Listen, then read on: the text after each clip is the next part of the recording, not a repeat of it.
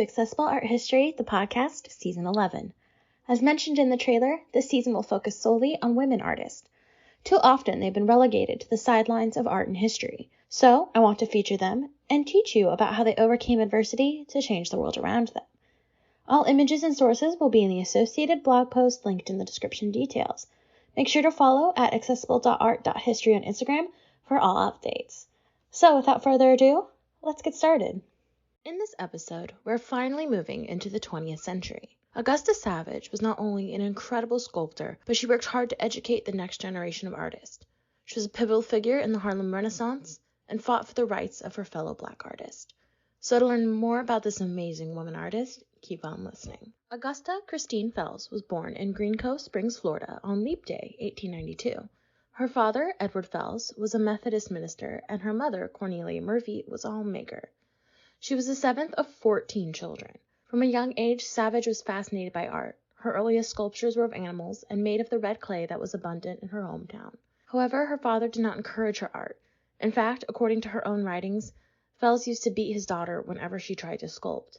This was because he believed that Augusta's art violated the second commandment, prohibiting the creation of graven images. When she was a teenager, the principal of Augusta's high school recognized her talent and encouraged her to explore sculpture further. In fact, he even allowed her to teach a clay sculpting class.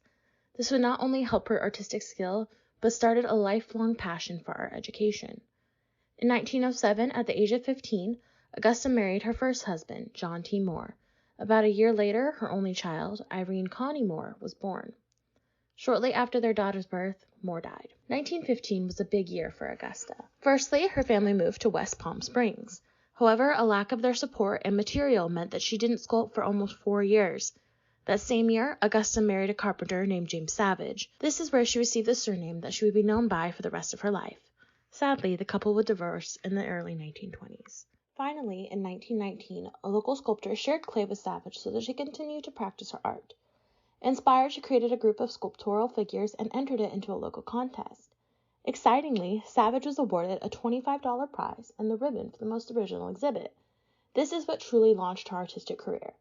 Emboldened by her success, she left little Irene with her parents and moved to the, quote, big city of Jacksonville. However, she didn't find the success there that she wanted to. So, with $4.60 in her pocket and a dream, Savage moved to New York City. Once she arrived in 1921, she applied to the Cooper Union School. It was likely the only one she could afford to continue her education at because the tuition was primarily scholarship-based.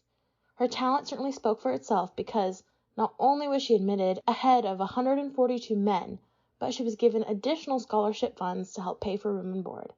Savage completed the 4-year program in a mere 3 years. During this time, she lived in a small studio apartment in Harlem, putting her smack dab in the middle of the Harlem Renaissance. Savage quickly gained a reputation as a portrait bust sculptor and captured the images of famous people like W.E.B. Du Bois and Marcus Garvey. In 1923, she married her third and final husband, Robert L. Poston, a protege of Garvey.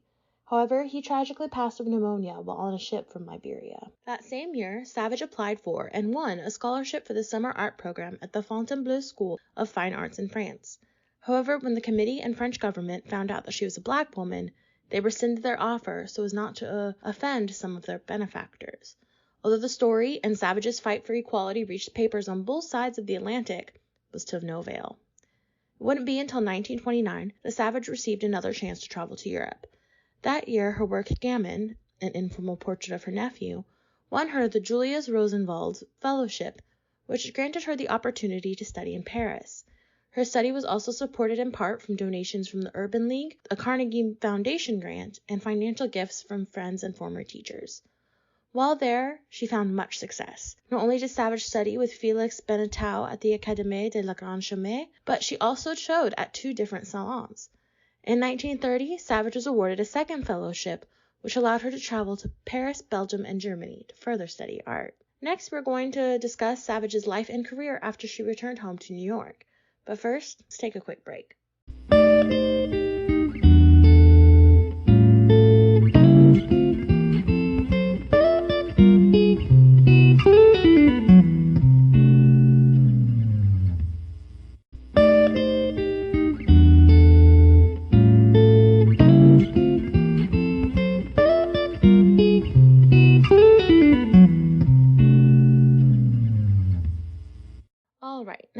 back, let's dive into Savage's American career. She returned to New York City in 1932 after a couple of years abroad. That same year, she established the Savage Studio of Arts and Crafts to provide a space for young artists to learn and grow. You may recognize some of her students' names: Jacob Lawrence, Gwendolyn Knight, Norman Lewis, and Kenneth B. Clark. Opening a studio was especially important as the Great Depression has caused art sales to become nearly non-existent. It gave her something else to focus on and created a sense of community within the area. Eventually, the studio evolved into the Harlem Community Art Center, and more than 1,500 students passed through its doors. In fact, First Lady Eleanor Roosevelt attended its grand opening. I like the way that Dr. Cook for the New York Times described her cause. Traditionally, Black people have been excluded from the academic learning space. But by creating her own space, not only did Savage create a strong sense of community, she afforded many students with opportunities that she never had in her own life. She brought a Black identity into the art world. This mission was recognized when, in 1934, Savage was the first African-American artist to be elected to the National Association of Women Painters and Sculptors. This was a true jumping-off point for her career. In fact, she was one of 4 women and only 2 African Americans commissioned to create art for the 1939 World's Fair being held in New York City. For the fair, she created a work called Lift Every Voice and Sing, also known as the harp. It was based off of a line from a song by James Weldon and Rosamond Johnson. It was made of plaster and measured at 16 feet tall. The harp-shaped piece was made up of a choir of 12 young people. It was extremely popular, but Savage didn't have the funds to cast it in bronze, so it was sadly destroyed at the fair's end. Thankfully, photographs and small reproductions survive for modern viewers to enjoy it.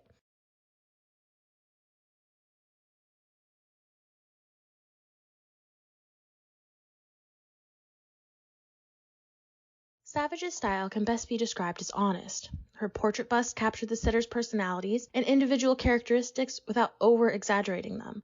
In a time when Black artists and subjects were rare, she documented them for the world to see. It's clear that Savage took time to explore her subjects and really coax the clay to do her bidding. This is why she is not only one of the greatest women artists in history, but one of the greatest artists in history. Sadly, after returning from her work on the World's Fair, Savage discovered that her position at the Harlem Center had been given to someone else. Then she was dealt another blow when World War II cut all federal funding to the arts and forced the center to close. Depressed, she left New York City and moved to a town called Shigerties near the Catskill Mountains. For the next 20 years, she taught local children and wrote books, though none of them were published. Savage died of cancer on March 27, 1962, at the age of 70. In a horrible twist, she was essentially forgotten about because of her move and her students' fame. It wasn't until fairly recently that her works and contributions to racial equality in art have been recognized.